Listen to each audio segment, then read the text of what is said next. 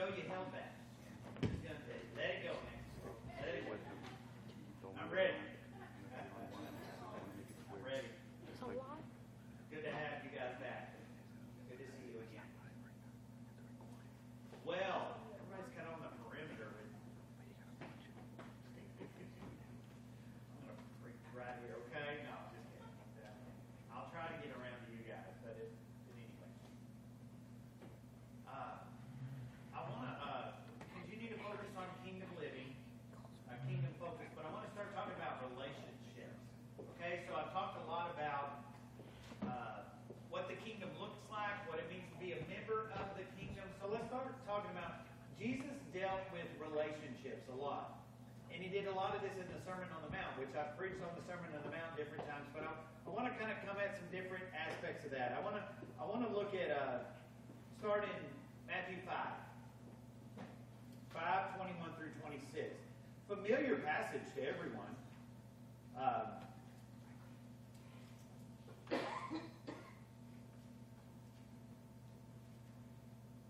And probably some of this is coming from, all the work I'm trying to do in church revitalization and coming to a bottom line that's something that's come out of my research is without reconciliation of hurt, and you can't go anywhere. Okay? If you can't reconcile the hurt, it's just going to stay with you. And so in the sense of churches, well, it's a lot of times it's the end of the church. Okay? If there's no reconciliation, forgiveness, grace, mercy, those kind of things. But Jesus spoke of it on an individual basis in this passage. So, Matthew chapter 5, verse 21. So Matthew 5:21, we'll go through verse 26. He said, "You have heard that it was said to those of old, 'You shall not murder.'" Now, and I'll tell you why in a minute. If you've got killed there, just mark it out and put murder. But if you've got murder, that's good. "You shall not murder, and whoever murders will be liable to judgment. But I say to you that everyone who is angry with his brother will be liable to judgment. Whoever insults his brother will be liable to the council, and whoever says 'you fool' will be liable to the hell of fire. So if you are offering your gift at the altar, and there remember that your brother has something against you, leave your gift before the altar and go. First be reconciled. Be reconciled. That's important. Be reconciled. Jesus is saying, be reconciled to your brother, and then come and offer your gift. Come to terms quickly with your accuser while you are going with him to court, lest your accuser hand you over to the judge, and the judge to the guard, and you put in prison. Truly I say to you, you will never get out until you have paid the last penny." So Jesus starts here. He starts right out with the sixth commandment. That told the people he was listening to, this is very serious. Thou shalt not murder, right?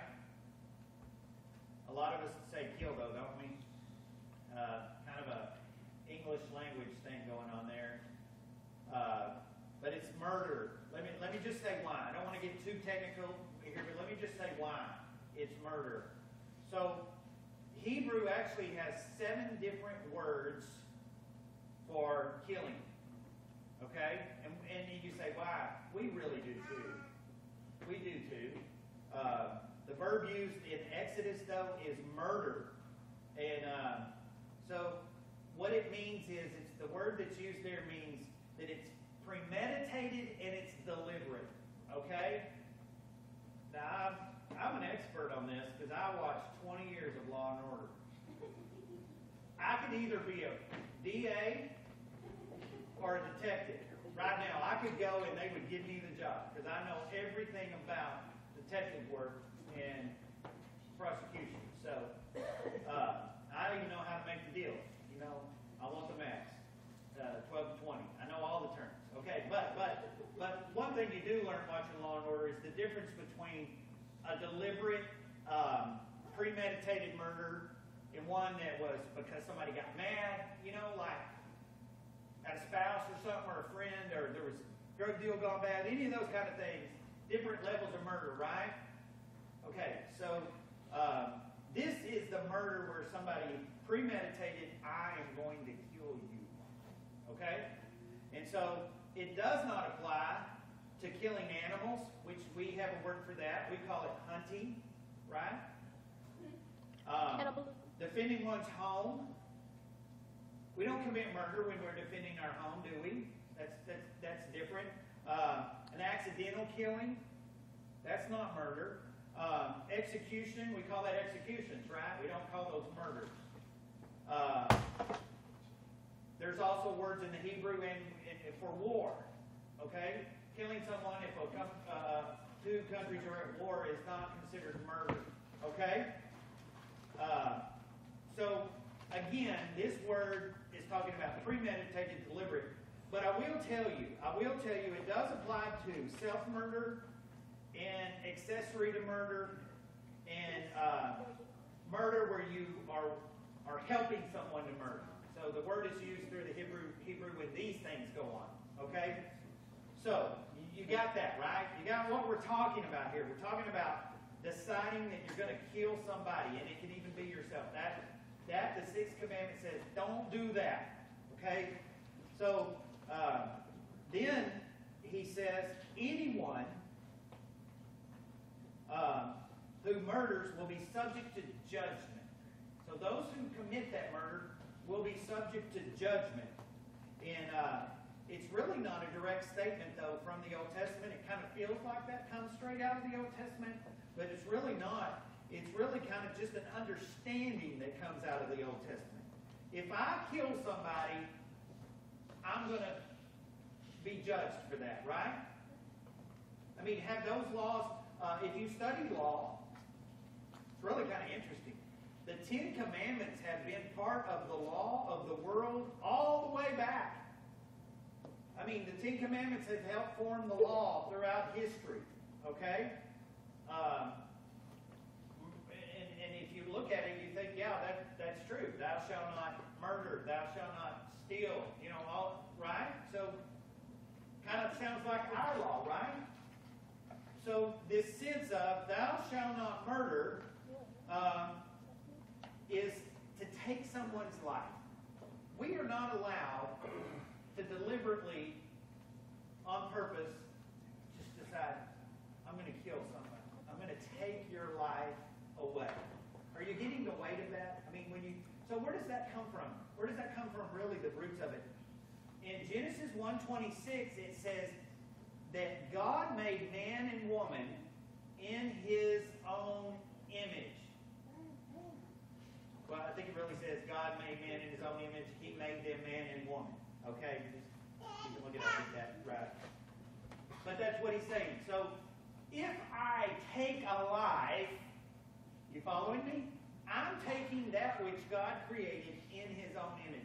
That's why it's so bad. That's why it's so horrible.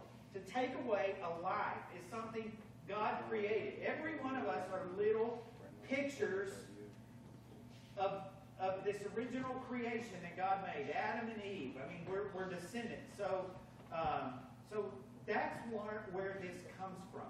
And so Jesus' statement, but I tell you, so follow me. So that's wrong. That's judgment. You know what the penalty was for taking another life? Death. Okay. Simple. You take a life, you get your life. Life for life. I think the mafia picked up on that kind of. But anyway, a life for a life, right? But Jesus says, but, and I always want to look, and I want you to tell you, when Jesus says but, that's where you want to say, wait a minute, He's maybe going to go in a different direction with this. So He says, but I tell you, and He introduces three different ways here that a person is removed besides physically murdering them.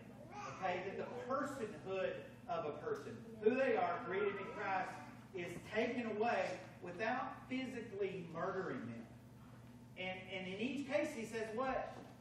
Punishment is due. He didn't say what the punishment for murder was.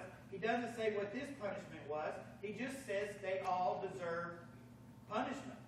So all we punishment we know for murder was death. But he doesn't quite say this punishment until he gets down to talking about hell, and we'll go there in a minute. So let's look at them. This is why this is so dangerous, and this is why this is so important in our relationships, because Jesus took the time to talk about this. So in the first case, 5:22, he says, I say to you, with everyone who is angry with his brother will be liable to judgment. Whoever insults his brother will be liable to the council, and whoever says you fool will be liable to the hell of fire. So the first one is, anyone who is angry with his brother is subject to judgment. So he does a lot of work for us. Somebody's trying to take this passage, figure out what Jesus is talking about. He does the work for us. He goes and tells us here, what is the source of murder? Why do people kill other people? Anger.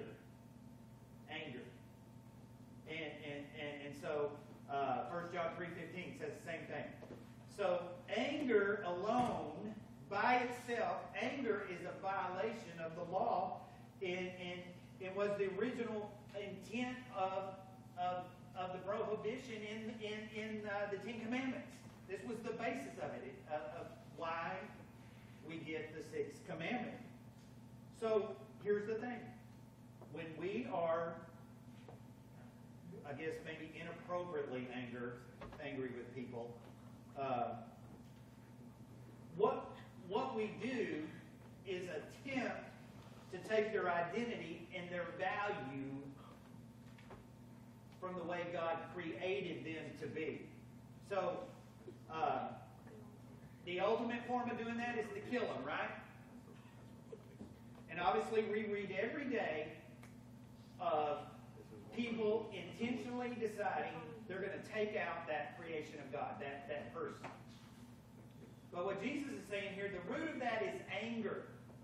Okay? The root of that is anger. So the justice, let me say it this way, the justice, and that's what we're after, right? Aren't we after justice? I mean, sometimes I have to ask, because I think that some people don't really care that much about justice. But justice, isn't that what we're after? Jesus says it all the time, only he calls it what? This is a hard question. Corline's not in here. Somebody's going to have to think. Righteousness. But I don't use righteousness all the time, because people go, what? Just justice. Justice. And so, the justice expected of us who call ourselves God's people is not only to avoid murder, we do pretty good at that. Right? How many murders have the people of our church committed? None. Good job. We've kept the Sixth Commandment. We haven't killed anybody. And I'm thankful, because some of you at times have probably wanted to kill me. But that's okay. Got real quiet. You had to think about it. But so the disciple, here's the thing on this. The follower of Jesus, the disciple who is angry with his brother is subject to judgment, okay? So that's the first one. So the second case is calling another disciple Raka. Do you have Raka in your Bibles? Most people do. Raka. You use that term often? Raka? Well, you don't think you do, but you kind of do. It's an Aramaic term that means empty-headed. Okay? It literally means empty-headed. You've probably heard that in sermons before. But in Jesus' time, it was an ugly term. Okay? It was a public attack on someone. Contempt, right? To say this. And let me just tell you, in the Jewish culture, studying the Jewish culture just socially, name-calling, it was highly insulting in their culture. I know this is hard for us to understand and get, because don't we start it when we're like able to talk? Name-calling. Do your children do it? Did your children do it? Name-calling. Where do you think they learned to do it? Yeah, name-calling. And so in the Jewish culture, this was highly insulting. But what is Jesus talking about here? He's talking about and this is the reason it was insulting, because when you call people names, and think about this, you strip away who they really are as a creation of God, okay? And I don't even want to give you any examples, because I don't want to, put these things into your mind. You know, sometimes they get in there and you can't get them back out. But just think of every day how somebody is called a name and they never lose that name. Think in your life of people that maybe you grew up with and somebody called them something, or maybe it was something physically about them, maybe their appearance, maybe whatever it is, but they developed a name that everybody called them, and that became who they were. Okay? Now, God didn't create us. Now, you know, I think in sports, and sometimes we develop like nicknames, and that's not what I'm talking about, because usually those are kind of has to do with who they are in sports. But let me give you some examples, because I want this to stick. What if in school you were stinky? What if people called you stinky in school? And I'm using these words because I can remember in grade school when kids would get these names, you know, or fatty, or the something, or the something, right? That all of a sudden makes you not who you are. It makes you that name. This is exactly what Jesus is talking about here. When we do this, we strip away that person that God created and the beauty that they are, and the person that they are, and the talents they are, and the gifts that they have, and all of a sudden they're identified with this name. And he said, it's just like you killed them. It's just like you murdered them, because you took away the person I made, and now they're this person and this thing. And Jesus is saying, to treat another person with such contempt is to strip away who they are. So he says, what happens to those people? What's the judgment there? The fire of hell. Whoa. The fire of hell. What's he talking about here? He says, liable, it's the end of verse 22. So you are liable to the fire of hell. So the word here is Gehenna. Just to tell you, we get the English word Gehenna from this word. It's not really a word that we came up with. We just brought it into the English, Gehenna. And so it comes from an Aramaic word, which was Gi ben Hinnom. Gi meaning valley, Ben meaning son of, and Hinnom, son of Hinnom. So if you go to Jerusalem, there's a little valley there. You can still see it today. It really makes this message powerful when you see it. It's west of Jerusalem. If you go to 2 Kings, chapter 23, this is where Ahaz and Manasseh sacrificed their sons to Moloch. So you're going, wait, I don't remember that in the Bible. They did what? Yeah. You need to read the Old Testament if you want to get the story of the depths at which God's people have sunk down to. So here, Ahaz and Manasseh sacrificed their sons to Moloch, and then Josiah decided to defile the place. And so it's a horrible place, right? Right? It's a terrible place. Well, so then after Josiah did that, they just started dumping trash there. And what do you do with trash back then? Any of you live in the country? Burn it. The trash man doesn't come, right?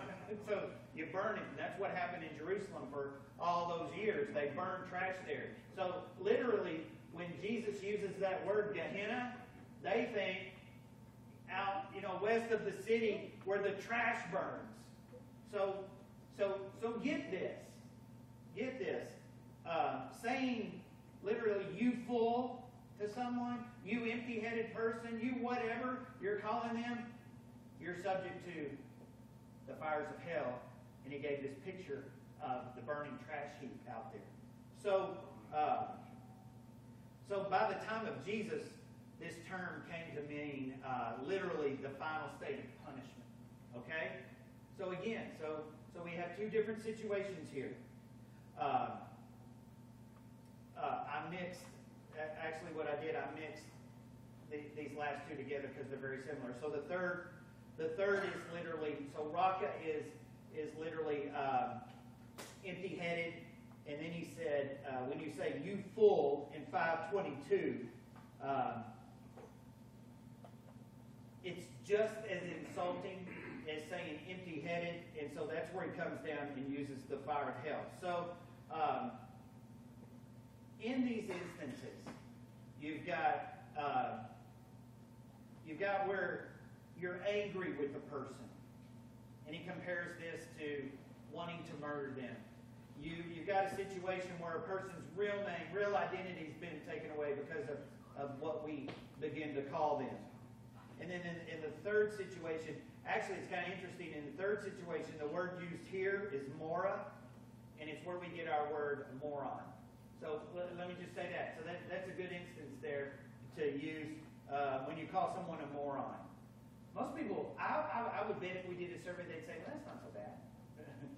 Right? That's not so bad. I mean, I don't think that's a big word today.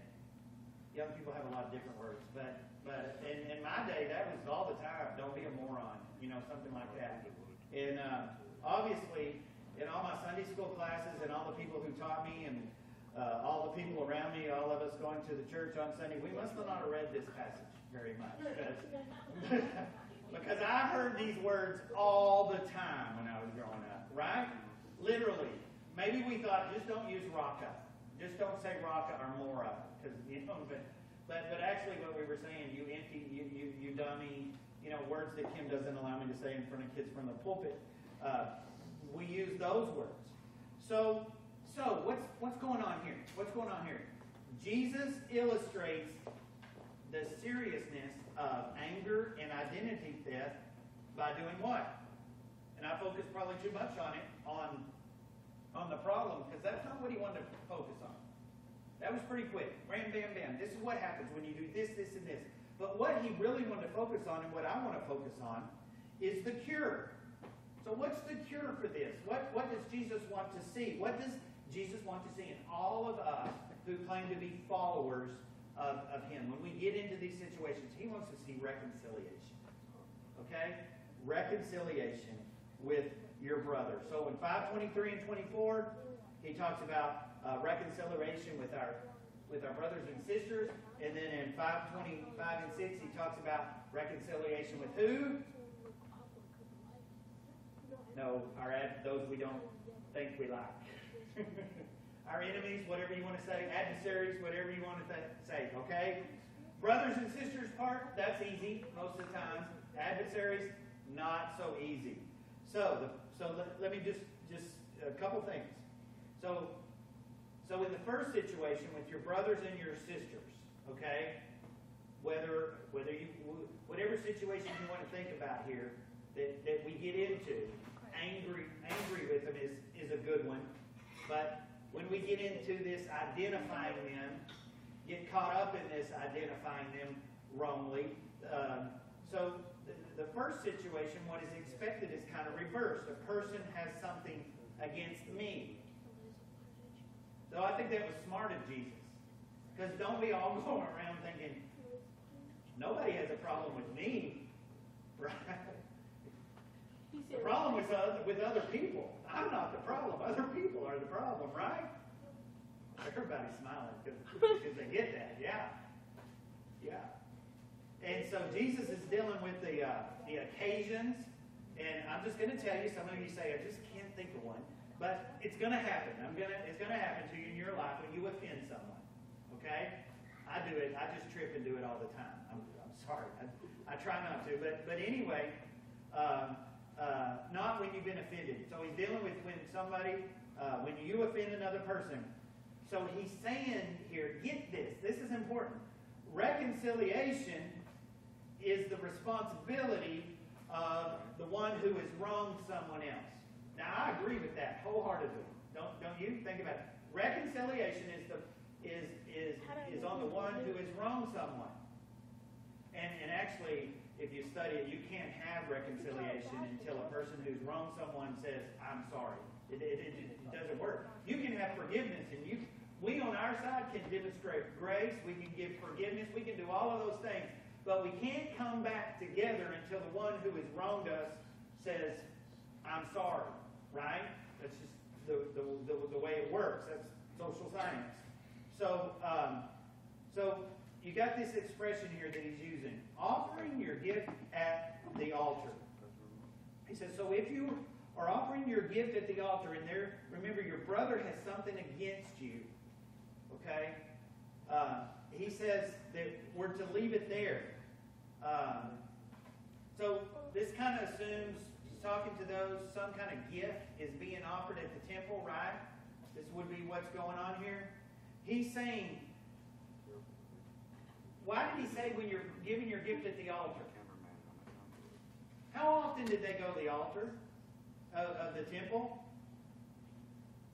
Every Sunday morning? And some people say, well, of course, they went to, Sunday school and church on Sunday morning. No, this wasn't even an every year thing.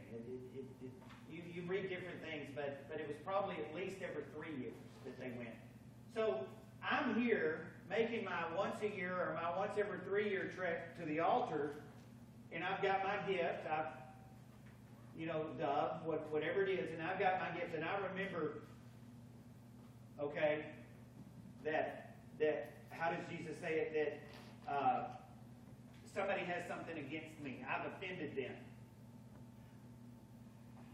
He says, leave immediately and reconcile with them. What is he saying there?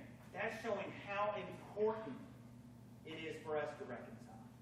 Okay, this is really huge. If you break down what Jesus is saying, and don't read quickly through this. So, if you kind of think of some earthly analogy or modern analogy to this, in your life, it comes to your mind that someone has something against you. No matter how important you think what you're doing is, go reconcile with them.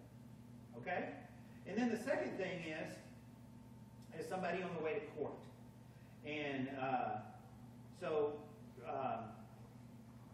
the picture here has to be like, because of knowing what the court said, it has to be like two Christians, two brothers who are going to court, but it's not like it's like a Gentile court. So it's some kind of Roman court. Okay? So it's not within the Jewish law, but within Gentile law. So how do I know this? Because the Jews never had a law where they imprisoned people for debt.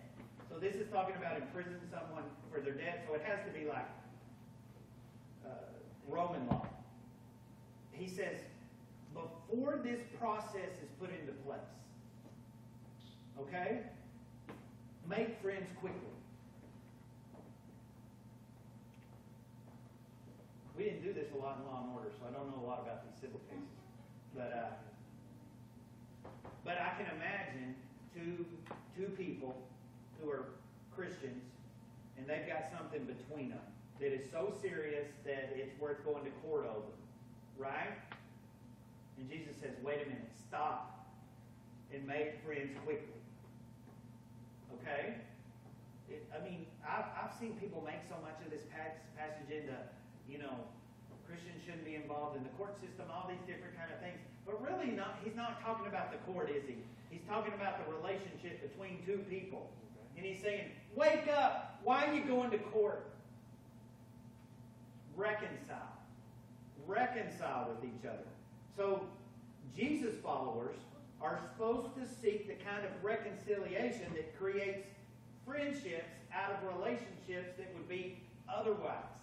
And you can take this all over the place in our lives. Because, the word adversary or enemy is kind of strong. But some people would, if you say, do you have any enemies or adversaries, they'd list some. They'd give you some. Okay? Pretty good list. But then even bringing that a little closer into, maybe just people that struggle with each other. Okay? That probably happens more often.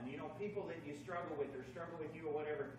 Jesus is saying, my followers seek to reconcile these issues. Okay? They don't need judgment over these issues. They reconcile these issues.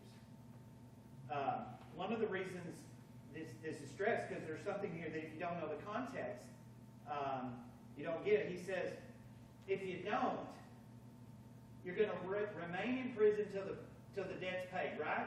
He says, truly I say to you, you will never get out until you pay the last penny. Okay? Well,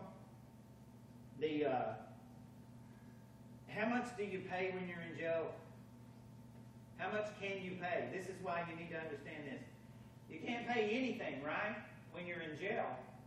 So the debtor has no chance to create work. But the real key here is understanding the coin that he uses here.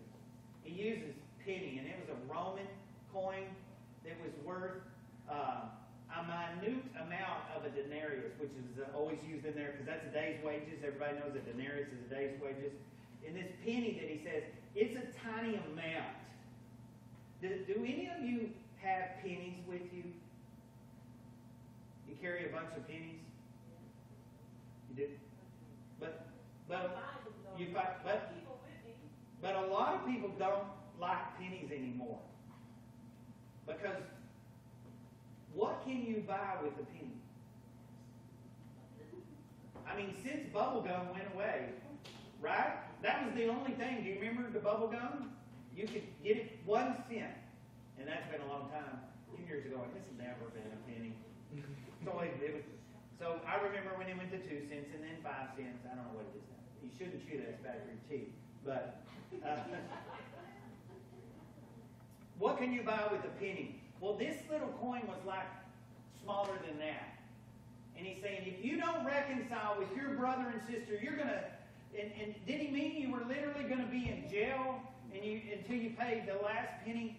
No. But he said that's what being unreconciled with our brothers and sisters is like. It's like being in prison and owing this debt until you pay the last cent. And then I kind of take this a little bit further because I've known people. I've known people that were so mad at people, so upset with people, that they felt like owed them something. Okay? I mean, say I owe Joe $1 million in one of these Roman coins. Worth like a quarter of a cent. And I went to Joe and said, I'm going to give you $1 million, but I don't have the quarter cent. You think he'd say, forget it. No, I want it all. No, he'd say, give me the $1 million, right? So I'm taking that to an extreme. But have you known people that it's like you paid them back $1 million, but they're still hanging on for a quarter of a cent? It's like you can't. Yes. So I'm trying to bring this around. So this is what I'm talking about. To leave problems unreconciled is to allow sin to come in. That's what happens. It turns into sin. Because if I truly owe Joe $1 million in one of these coins, and I paid him back $1 million, and he still held something to get against me, that turns into the kind of a situation where that's sin. Okay? And you see people in it, these anger, these things that we have within them. That's why Jesus said they got to go. They got to be reconciled, because what they turn into is sin. And so fulfilling the law's command not to murder, it's not accomplished by us just saying, Greg, we're going to walk out of here. We promise we're not going to kill somebody. I guarantee you we're not going to go out and commit murder. I've got no plans to. Pretty much I can tell you I'm going to get back here next Sunday without killing somebody. But that's not what Jesus is talking about. When he says do not murder, he's revealing that the main intent of what he's saying here is he wants us to nurture our relationships with each other. Okay? So Jesus' disciples, here's the thing, and I'll finish it up with this. Followers of Jesus, those who claim to be followers of Jesus, need to have this daily urgency about maintaining healthy. I want to use the word healthy. That's a good word, right? Healthy relationships. Okay? Healthy relationships with other people makes for a good life. It does. And I hurt for anyone who doesn't have that. If you don't have healthy relationships with other people, we're built for it. God built us that way. But let me take it another step further, because this is within the context of what Jesus is saying. Jesus doesn't care if it's a believer or not. In reality, we're to reconcile with people. Okay? It's about having healthy relationships, and it's about us having healthy relationship with those who are followers and are not followers. And I'm going to go into that, why, but I think it's so obvious. I think it's so obvious why we are. So, anything we do, here's a final statement. Anything we do that strips away, if you will, the personal individuality of any of us, brothers and sisters, children, any of the things we do that strip away who they are, their individuality, is a sin. It's a sin. And I think what maybe by preaching this, you're going to just go out of here and you're going to start hearing it.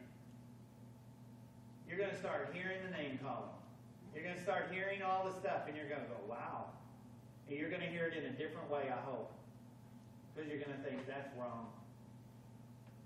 That's wrong. Anything that makes me look at a person different than the way God created them is wrong. God wants us to look at each other just the way He created us, which is what? In His image. I'll get into this more when we get into our relationships. Look at the next one. I'm just going to give the parents a warning. The next one is lust. So get ready for it.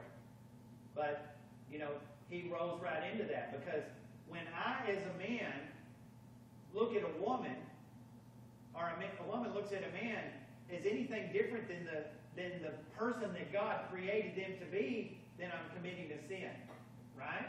We'll do that next week. You don't have to say right yet, but I'm going to convince you of it.